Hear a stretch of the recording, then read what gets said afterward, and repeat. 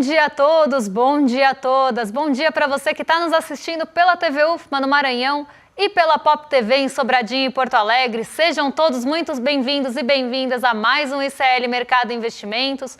Hoje, sexta-feira, dia que sai o famoso payroll, o relatório de empregos dos Estados Unidos, o dado mais importante do dia de forma global. Então a gente vai trazer os detalhes para vocês, mas a gente também vai trazer outros pontos para discutir no programa hoje. Vamos repercutir aí as falas do Henrique Meirelles, que começou a defender agora uma reforma administrativa no Brasil. Vamos também trazer os dados do IPEA, que projetaram aí um novo patamar para o PIB e para o IPCA aqui no Brasil. Então vamos falar desses dados.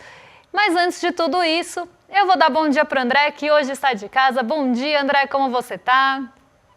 Bom dia, Débora. Bom dia a todos os nossos telespectadores. Hoje vamos falar aí de um relatório do IPEA, né, que faz uma releitura sobre o cenário econômico aí de 2024, mostrando aí o peso que provavelmente vai ter os alimentos esse ano. A gente vai discutir isso passo a passo. Vamos falar do nosso querido Henrique Meirelles aí, que vai lançar um livro aí, mas já falou besteira aí, tá defendendo coisas indefensáveis. Vamos falar sobre isso também. Vamos falar do payroll aí, que parece que a gente voltou ao dia da marmota aí. Agora, toda vez a gente fica, o payroll saiu, o Paulo falou. Então sempre tem essa preocupação para saber qual que vai ser o impacto de tudo isso na taxa de juros dos Estados Unidos, né? Mas a gente já pode ir para a agenda, né, Débora? Porque tem bastante coisa para a gente falar hoje. Então o que o nosso telespectador aí pode esperar desse dia de hoje? Bom, além do payroll, que é realmente o dado de destaque que vocês estão vendo aí às 9h30 da manhã, né? Então a gente junta relatório mensal de empregos, a taxa de desemprego e o salário médio por hora, que são os dados mais importantes aí do mercado de trabalho, os dados mais olhados, né? Dados que acabam ficando em foco. Então a gente vai trazer para vocês, mas além disso, o que a gente já teve? Às 3h15, na Lituânia, dirigente do Banco Central Europeu, a Claudia Buck, falou em Conferência Internacional de Mercados Financeiros, e o vice-presidente do Banco Central Europeu, o Luiz Guindos, falou em evento de aniversário da Rádio Intereconomia. Então, aqui dado mais falas de dirigentes do Banco Central Europeu durante a manhã. O dado mais relevante, então a gente tem uma agenda bem esvaziada hoje. Vem em seguida, que é o payroll, né, que a gente chama de payroll, mas são todos esses relatórios. O presidente do Fed de Nova York, o John Williams, discursa em evento sobre o futuro da cidade nova-iorquina, né, cidade de Nova York. Então, a gente tem os dois pontos praticamente seguidos, né, 9h30 e 10 horas, eventos e indicadores que deveriam ficar mais no radar, porque na expectativa de buscar algum sinal de condução de política monetária, como o mercado sempre faz, o discurso do John Williams também ficou bastante no radar. Hoje saem poços de petróleo em operação nos Estados Unidos também, só que na parte da tarde. E esse dado tem bastante potencial de mexer com o preço do petróleo. O preço do petróleo está muito instável, a gente vai falar um pouquinho disso no giro, mas o petróleo segue em alta, em uma alta relevante hoje, depois de ter subido 5% ontem. Então a gente vai passar por todos esses pontos, então qualquer dado que saia em relação a commodity vai ganhar peso, não tem jeito. Às 15 horas aqui no Brasil também sai a balança comercial de setembro, pensando na nossa agenda doméstica, esse é o dado mais aguardado. E ainda temos feriado na China, então a China continental continua sem negociação e a gente continua sem a referência do minério de ferro. Então hoje é um dia bastante esvaziado, se a gente for pensar numa agenda global, e aqui no Brasil também, tirando a balança comercial, a gente não tem nenhum dado ali que deve ter uma atenção mais forte, então o destaque fica mesmo com o relatório mensal de empregos. O mundo parece que entrou já agora aí nesse modo sextou, né, Débora? Mas vamos para o nosso giro de notícias aí, para começar a mostrar o que está acontecendo no mundo, com aquela notícia que a gente sempre sugere, né? Que para vocês verem, para vocês analisarem aí sobre o que pode acontecer, o que está acontecendo. Esse conflito no Oriente Médio aí também bastante no radar, o payroll muito no radar, né? E na Ásia não é diferente, né? O payroll tá no radar, mas também tem aquele pacotaço chinês de investimentos aí que tá balançando bastante os mercados, né? E hoje a Ásia aí sextou num grande dia, né? Porque pelo visto aí todo mundo cresceu, né, Débora? Exatamente, todo mundo subiu lá na Ásia, praticamente em bloco. A exceção ficou com o TAIEX, que caiu, mas caiu bem pouquinho. O restante das bolsas foram todas para o terreno positivo e adentraram o terreno positivo aí com força, porque elas subiram bastante hoje, ainda naquele ânimo com o pacotaço chinês. Então, muitas das bolsas, né, acabaram tendo esse impulso, refletindo ainda os estímulos divulgados na semana passada. Como a China continental está em feriado dourado, o feriado da República, né, como a gente chama, não tem esse sinal vindo da China, não tem novas divulgações por lá, não tem novos dados saindo por lá. Então as pessoas ainda estão refletindo esse otimismo da semana passada. E quem refletiu esse otimismo hoje, apesar de toda a tensão no Oriente Médio, dessas tensões geopolíticas começarem a tomar à frente e deixar até alguns dados econômicos mais de lado, porque quando a gente começa a ter novas variáveis geopolíticas entrando na conta ali, elas acabam às vezes até superando e deixando em segundo plano os dados econômicos. Mas isso não aconteceu na Ásia. Apesar de toda a incerteza e de toda ali incerteza mesmo e volatilidade, eu diria, trazida pelos conflitos, a Ásia conseguiu deixar isso em segundo plano, pelo menos nesse momento, e subir na esteira da divulgação dos estímulos na China. Eu vou colocar aqui o Hang Seng para vocês na tela, porque o Hang Seng subiu mais de 2%, hoje subiu quase 3%. Para quem lembra, a Hang Seng já tinha subido 6% essa semana em um único dia, quando voltou do feriado, porque Hong Kong também ficou um período fechado ali por conta do feriado, e agora sobe mais 2,82%, quase mais 3% em um único dia. Olha o salto que deu o Hang Seng nesses últimos dias. Ele vinha ali muito estável, muito perto, ali, orbitando os 16 mil pontos, e agora ele subiu ali, deu um pico, né, nesses últimos dias, chegando perto dos 22 mil pontos, na verdade até já ultrapassou os 22 mil pontos, aqui justamente nessa esteira e nesse impulso que veio da China. Né, vocês podem ver que ele passou o dia praticamente todo no positivo, ele teve uma barriguinha aqui, mas ficou ali muito no positivo. E a gente teve outras bolsas também lá na Ásia, né? Não sei se vai dar tempo de falar na abertura, mas então já vou contar para vocês. O Nikkei 225 continuou em alta hoje. A gente tinha tido uma inversão que hoje a gente não viu porque as bolsas subiram em bloco. Nikkei 225 continua em alta porque por lá o presidente do Banco Central, Kazuo Ueda, acabou falando também que não tem uma pretensão de mexer nos juros nesses últimos tempos, tão recentemente, e isso fez com que o iene se desvalorizasse de novo e o dólar se valorizasse. E o dólar está se valorizando frente a outros pares e frente aos emergentes por outros motivos também. Então isso deu também um impulso ali na bolsa japonesa, que hoje foi bastante para o terreno positivo. Então uma Ásia positiva, apesar de tudo que está acontecendo, mas eu vou contar tudo isso aí que está envolvendo o preço do petróleo daqui a pouquinho no Giro de Mercado, porque agora a gente vem para o Brasil para falar do Henrique Meirelles, que acabou aí defendendo numa entrevista que deu ao G1 a reforma administrativa, né, André? Ah, meu Deus, Henrique Meirelles. O economista aí, ele falou que está fazendo sob pressão, né? Calma sob pressão aí é o livro dele, né? Será que ele vai falar no livro dele que ele errou em 2004, lá quando ele começou a aumentar a taxa de juros para acabar com o ciclo de crescimento econômico, porque ele pensou que a alta do petróleo era resultado de uma inflação de demanda? Ou será que em 2025 ele também fez a mesma coisa, lá também quando teve um ciclo de commodities que aumentava a inflação de alimentos no Brasil, ele pensou que era uma inflação de demanda, daí ele também aumentou a taxa de juros? Ele subiu a taxa de juros, inclusive, aí, na crise de 2008, para evitar pressões inflacionárias no meio da crise, né? O único presidente do Banco Central no mundo que subiu a taxa de juros lá quase foi demitido por causa disso. Aí depois ele teve que reduzir na marra, meio contrariado, né? Então, com aquele velho receituário de vamos subir a taxa de juros por qualquer coisa, né? Se tiver um espirro na economia, vamos subir, né, para evitar qualquer problema, né?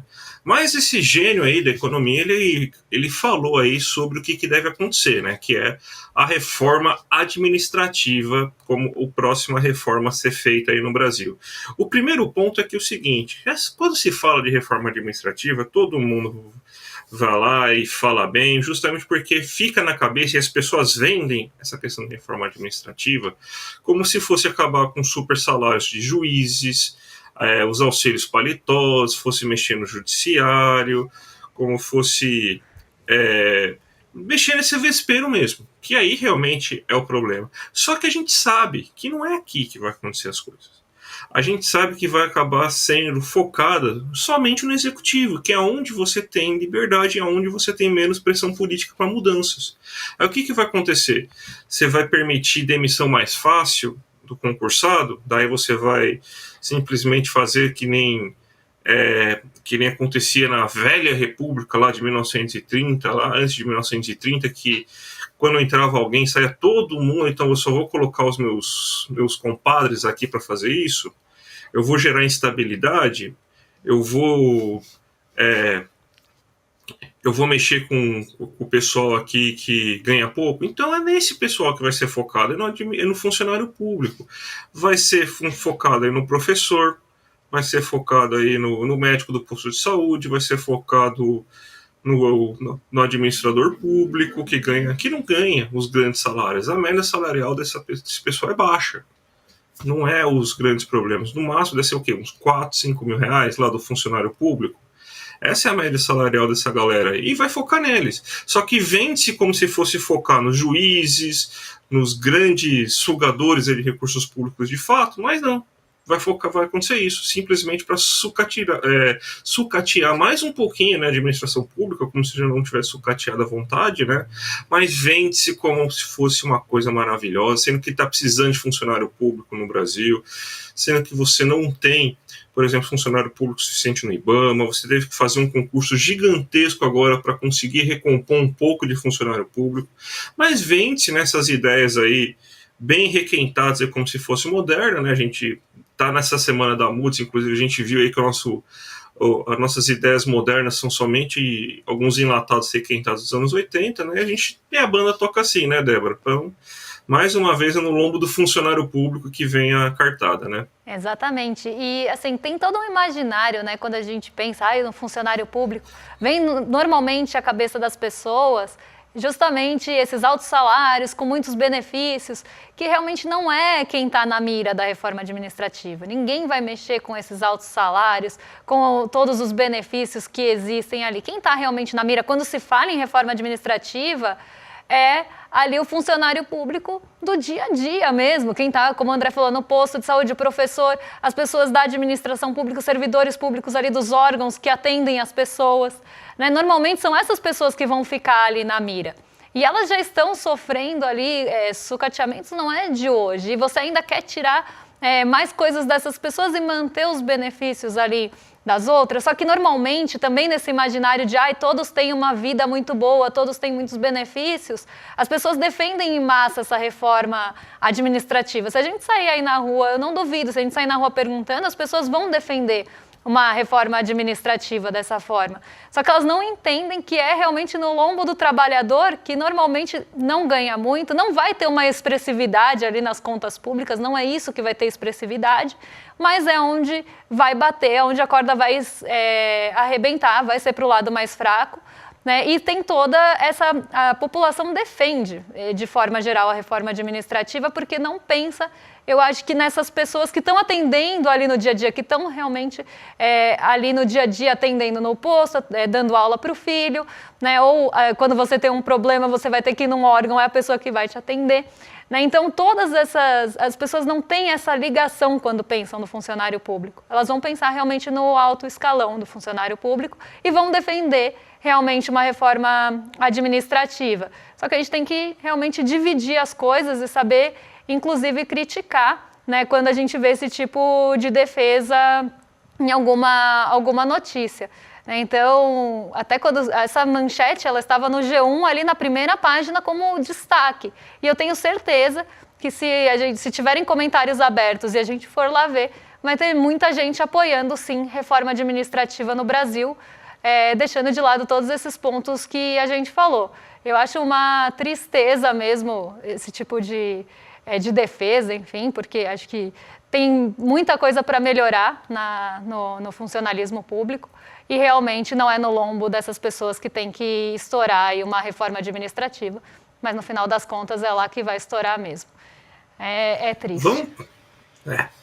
Vamos pro dia da marmota, Débora, porque teve o relatório aí, o payroll, né, e veio acima do esperado E já preocupa, né? Porque pode ser que tenha cortes de juros menores, né? Então voltamos de novo. Qual será a taxa de juros que os Estados Unidos vai ter depois da reunião do FONC? Então voltamos ao dia da marmota. O Phil não observou a sua sombra, Débora? Não observou a sombra, estamos presos no feitiço do tempo. Ainda achei que a gente tinha saído, achei que a gente ia conseguir mudar o disco um pouquinho aqui, mas não vamos conseguir por enquanto, porque o payroll ele surpreendeu, ele veio com uma criação de vagas bem acima do esperado. A expectativa era uma criação de 147 novas mil vagas, mil novas vagas, gente, eu troquei tudo aqui, já estou sextando. 147 mil novas vagas, e a criação foi de 254 mil vagas. Então ficou bem acima do esperado, mas o payroll ele é uma composição de vários relatórios. E a criação de vagas é só uma das métricas apontadas ali pelo relatório de emprego dos Estados Unidos. Então vamos ver como é que ficou essa composição de novas vagas, né? Porque até a gente teve uma revisão do mês passado, foram criadas mais vagas ali no mês passado, e como vocês podem ver, a gente vinha numa trajetória de queda nessa criação de vagas, teve inclusive aquele momento que gerou muita preocupação, que a criação de vagas ficou muito, muito abaixo do esperado, e depois ela passa a surpreender novamente. Só que o que a gente tem que olhar no payroll? É um conjunto, né? Então a gente tem que olhar o ganho médio por hora trabalhada, que seria ali, né, o ganho salarial dos trabalhadores nos Estados Unidos por hora, o relatório de empregos não agrícola, que é o que a gente acabou de ver, e a taxa de desemprego nos Estados Unidos. Normalmente, quando é analisado o payroll, são analisados esses 3 pontos juntos. Então, a gente teve uma desaceleração no ganho médio por hora trabalhada em relação ao mês passado, só que o ganho médio ficou acima da projeção. E a criação das vagas que vocês estão vendo aí na segunda linha sai de 159 mil para 254 mil novas vagas. Meu Deus, está difícil, hein? E a projeção era de 147, então não só superou, como acelerou em relação ao mês passado, e o desemprego caiu. Então, qual que é a grande questão aqui? O mercado de trabalho nos Estados Unidos ainda está se mostrando aquecido, apesar daquele mês que teve um momento ruim de payroll, né, que foi exatamente 2 meses aí para trás, se a gente olhar. E aí, o mercado já está falando em cortes menores na taxa de juros. Então, hoje, o monitoramento do CME Group, aquele que mostra as expectativas para as taxas de juros nos Estados Unidos, já mudou de figura. A expectativa era por um corte total em 2024 de 0,75 ponto percentual, pelo menos aí nas próximas reuniões. Então, se esperava que em 2024 a gente fosse ter um corte total de 0,75 ponto percentual por lá. Essa era a expectativa majoritária. E isso inverteu hoje. Então, hoje a gente já está esperando um corte de 0,5 ponto percentual. E o que aconteceu com essa inversão depois da divulgação do payroll? A gente teve ali uma alta no rendimento das treasuries e o dólar passou a acelerar frente a várias moedas, inclusive a nossa aqui. Mas isso eu vou comentar daqui a pouquinho. O que a gente tem que pensar o payroll, né, mostra ali, é um dado muito acompanhado pelo Banco Central dos Estados Unidos, e essa aceleração começa a trazer essa preocupação, porque, assim como aqui, né, o mercado de trabalho aquecido traz essa ideia que vai trazer pressão inflacionária e que isso precisa ser combatido a qualquer custo. Então, talvez essa política monetária ou os cortes de juros por lá desacelerem um pouco. E isso que está em foco, e por isso que a gente volta para o dia da marmota, porque a gente está discutindo de novo a magnitude do corte de juros nos Estados Unidos, André. Mais uma vez, né? Mas vamos voltar para o Brasil, porque o IPEA, semana passada, lançou um relatório bem interessante aí, né, sobre inflação e IPCA, né? A gente acabou não comentando nessa semana, porque a gente está pagando dívida até hoje, né? Hoje acho que é o primeiro dia que não pagou dívida, né, Débora, dessa semana, né? Então, vamos lá falar sobre esse relatório, que ele é mais um daqueles relatórios aí que mostram a conjuntura econômica brasileira. A gente tem aqui alguns gráficos para mostrar para vocês aqui, se eu não me engano, o primeiro vai ser justamente do crescimento econômico, né, da revisão do crescimento econômico para esse ano, e você tem aí uma alta de previsão aí de 3,3%, a maior inclusive do que o Ministério da Fazenda e o Banco Central. A agropecuária deve cair 0,7%, é uma queda bem menor do que é esperada, por exemplo, pelo Banco Central e pelo Ministério da Fazenda, que está em torno de 1,4% nas duas visões, e você vê como a indústria e os serviços estão puxando aí pela ótica da produção o PIB para cima, então crescimentos muito consideráveis tanto da indústria e dos serviços esse ano. Outra fonte de crescimento bem considerável é o consumo das famílias. Você tem então um impacto que a demanda estava muito reprimida para as famílias, então elas estavam querendo, e agora que elas conseguiram um aumento de renda pelo segundo ano consecutivo em nível real, e também melhorando a questão do desemprego, então mais segurança no seu emprego, você também tem aumento da renda média, as famílias vão começar a gastar, tanto que o comércio está bombando, e você tem compra de bens de alto valor, inclusive como veículos, eletrodomésticos, eletrônicos, informática. Então é muito importante isso aí. Então o consumo das famílias, né, parece que eu pensei que ia ser difícil acontecer de novo, né, mas parece que a gente voltou a um pouco aquela fase de crescimento liderado pelo consumo, que foi tão característico, principalmente aí do segundo governo Lula. O governo também deve aumentar seus gastos em 2,8%, lembrando que você teve gastos bem grandes para serem feitos no Rio Grande do Sul, por exemplo, então isso aí também reflete um pouco de gastos extraordinários que foram feitos com o Rio Grande do Sul. O investimento vai aumentar bastante, ou seja, daí a gente está comprando já crescimento para os próximos anos. 6,2% aí que deve reverter em aumento na indústria, aumento do consumo das famílias, então bem importante. As exportações devem aumentar, mas esse dado das importações chama muita atenção, porque a gente está importando muito bens e serviços, muita maquinaria aí, para aumentar também o nível de investimento. Então, essa aí é a projeção do PIB. Eu não sei se a gente tem o da inflação, mas eu falo também da inflação, se estiver colocado na tela. Tem também, né? A gente vê aí que você tem que a alimentação, a inflação está sendo prevista para 4,4%, né? Você tem que, principalmente, os alimentos que devem pressionar mais a inflação esse ano, 5,6%. Vai contribuir em 0,9% do PIB a alimentação. Então você vê que a inflação esse ano foi muito puxada por essa alta de alimentos, questões climáticas que ferraram bastante a alimentação, principalmente no primeiro semestre desse ano. Está tendo uma reversão no segundo semestre, mas o estrago já está feito. Então você tem uma alta bem considerável da inflação dos alimentos acima da inflação. A gente tem que os industrializados devem ter uma alta bem mais leve, de 2,4%. Os serviços, que é justamente aquele ponto aí que o IPCA consegue, que a Selic consegue combater mais fácil, 5%. Mas esse 5% aí, gente, é o que eu falo, inflação boa. É inflação que é resultado do... o Diego falou uma frase, Diego é nosso estagiário, então o Diego será citado nesse programa hoje.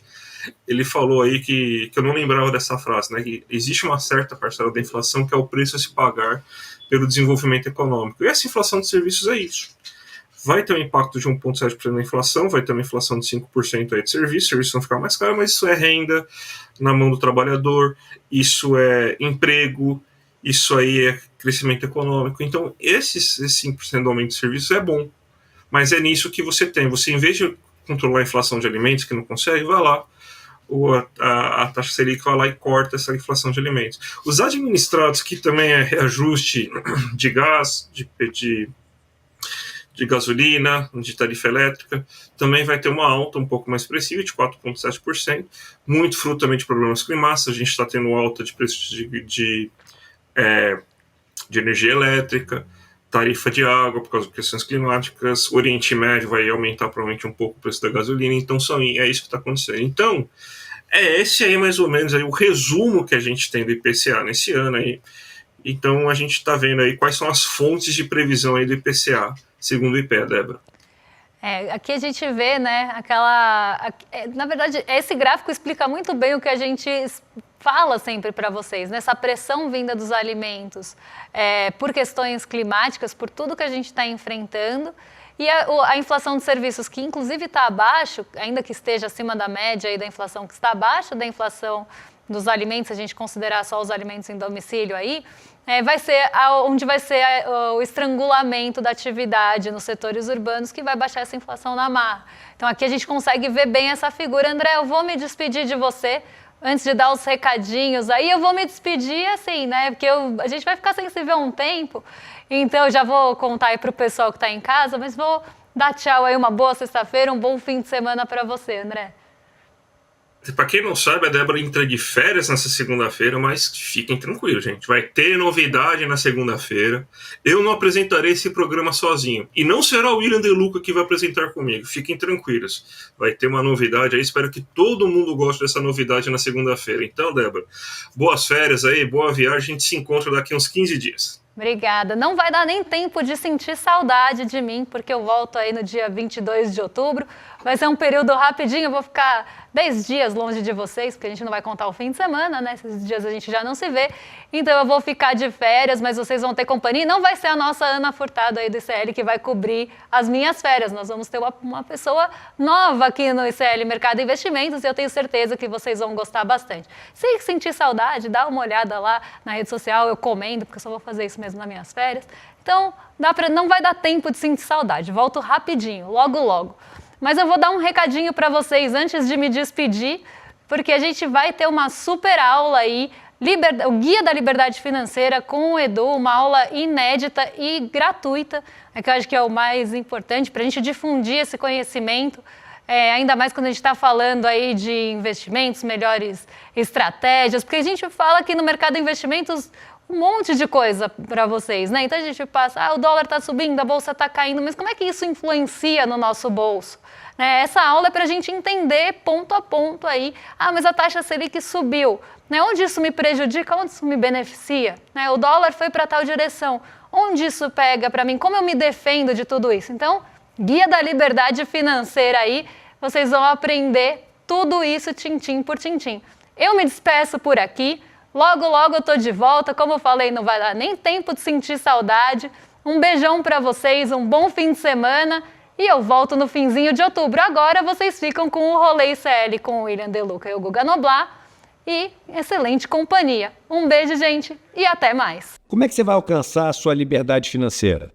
Não vai ser conquistando milhões, porque isso ninguém vai conquistar. Infelizmente essa é a verdade, apesar da internet estar cheia de golpes querendo te falar o contrário. Mas você atinge a liberdade financeira sabendo planejar a sua aposentadoria. Você atinge a sua liberdade financeira conseguindo estar amanhã sempre melhor do que você estava hoje e construindo um patrimônio. Você atinge a sua liberdade financeira saindo de uma situação de endividado para uma situação de não endividado. E tudo isso dá para fazer se tiver conhecimento. E se tiver um plano de ação, um passo a passo, um guia. Eu preparei uma aula chamada o Guia da Liberdade Financeira.